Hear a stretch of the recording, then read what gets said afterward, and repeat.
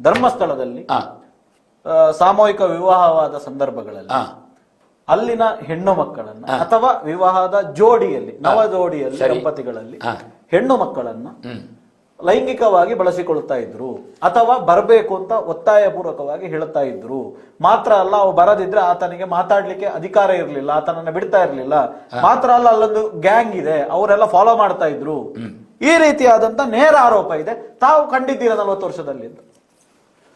ನಾನು ಮೊಟ್ಟೆಣ್ಣನವರಿಗೆ ಕೇಳುತ್ತೇನೆ, ಅವರೇ ಅಲ್ಲಿ ಮದುವೆ ಆಗಿದ್ದಾರೆ, ಅವರ ಮನೆಯವರ ಅನುಭವ ಏನು? ಒಂದೇ ಉದಾಹರಣೆ ಸಾಕಲ್ಲ ಆರೋಪ ಮಾಡುವವರು. ಹೌದಾ? ಮದಿರೆ ಪ್ರಿಯರಾಗಿ ಹೇಳ್ತಾರಲ್ಲ, ಆ ಮಧುವಣಿಗನ ಅನುಭವ ಏನು? ಅವರ ಅಲ್ಲೇ ಅಲ್ಲೋ ಹಾರ ವಿನಿಮಯದದ್ದು. ಆ ಹಾರ ವಿನಿಮಯದ ದಿವಸ ನಾನು ಹೇಳಬಾರದು, ನನಗೆ ಮಾತೃತ್ವ ಮೇಲೆ ತುಂಬ ಗೌರವದ ಸಂಸ್ಕಾರದಿಂದ ಬಂದಿದ್ದೇನೆ. ಅವರು ಆರೋಪ ಮಾಡುವ ಕಾರಣ ಹೇಳ್ತೇನೆ. ಅವರ ಮೊದಲ ದಿವಸದ ಅನುಭವ ಏನು? ಅವರು ಉತ್ತರ ಕೊಡ್ಲಿ, ನಾನು ಅವಾಗ ಉತ್ತರಿಸ್ತೇನೆ. ಅದಕ್ಕೆಲ್ಲ ಉತ್ತರ ಸಿಗ್ತದೆ ಅಲ್ಲ? ಹಾಗಾದ್ರೆ ನನಗೆ ಅನುಭವ ಇಲ್ಲ, ಬೇರೆ ಯಾರಿಗೆ ಅನುಭವ ಉಂಟು ಹೇಳಿ? ಯಾರಿಗಾಗಿದೆ ಅಂತ ಹೇಳಿ, ಯಾರಿಗಾಗಿದೆ ಹೇಳಬೇಕು. ಅಲ್ಲ, ಅದನ್ನು ಹೇಳಲಿಕ್ಕೆ ಒಬ್ಬರನ್ನು ತಯಾರು ಮಾಡಿ ಯಾರು? ಅದಕ್ಕೊಬ್ರು ಇದು ಈಗ ಭೀಮನಿಗೆ ಮುಸ್ಕಾಕಿದಾಗೆ ಮುಸ್ಕಾಕಿ 2 ಕಣ್ಣಿನಲ್ಲಿ ಮಾತ್ರ ಹೀಗೆ, ಹೌದಾ? ಚವನ ಮಹರ್ಷಿ ಹುತ್ತದಲ್ಲಿದ್ದಾಗೆ ಕಣ್ಣಿನಂದು ತೋರಿಸಿ ಒಬ್ರು ಹೇಳಲಿಕ್ಕೂ ಸಾಕು ನನಗೆ ಆಗಿದೆ ಅದು ಅಂತ. ಇವರು ಎಂತದ್ದು ಮಾಡ್ಯಾರು? ಮೊನ್ನೊಬ್ಬ ನಿಮಗೆ ಹೇಳ್ತೇನೆ, ಅಡ್ಕಸ್ಥಳದವರೊಬ್ರು, ಹೌದಾ, ಅನ್ಯ ಧರ್ಮೀಯರು ಮಾತಾಡಿದ್ರು. ಈ AI ವಿಡಿಯೋದ ಭೂಪ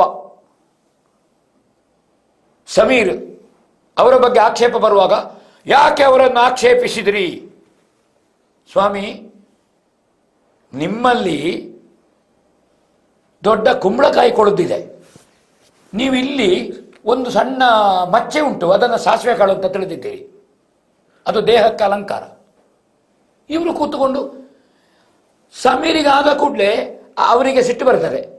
ಅವರು ನಿಂತುಕೊಂಡು ಅಭಿನಯ ಮಾಡಿ ಹೇಳಿದರು, ಹಾಗಾದರೆ ನೀವು ಯಾಕೆ ಇದಕ್ಕೆ ತಲೆ ಹಾಕೋದು ಅಲ್ವಾ? ಹಾಗಾದರೆ ಇವರೇನು? ಇವರು ಹೆಣದ ಮೇಲೆ ಕೂತು ಹೋಳಿಗೆ ತಿನ್ನುವವರು, ಹೌದಾ? ಹೆಣದ ಮೇಲೆ ಕೂತು ಹೋಳಿಗೆ ತಿನ್ನುವವರು ಇವ್ರು ಯಾಕೆ ಮಾಡುದು? ನಾನು ಸಮಷ್ಟಿಯಿಂದ ಹೇಳುದು, ಯಾರನ್ನು ಲಕ್ಷ್ಯ ಇಟ್ಟು ಹೇಳುದಲ್ಲ. ಇಂತಹ ಧಾರ್ಮಿಕ ಕ್ಷೇತ್ರದ ಬಗ್ಗೆ ಒಬ್ಬರು ಮಾತಾಡ್ತಾರೆ ಅಂತಾದ್ರೆ, ಈಗ ಅವರು ಹೇಳಿದ್ರಲ್ಲ, ಒಂದು 18 ಮಂದಿ ಅಂತ ಸಂಖ್ಯೆ ಹೇಳಿದ್ರಲ್ಲ, ಮಾತಾಡ್ತಾರೆ ಅಂದ್ರೆ ಏನುಂಟು?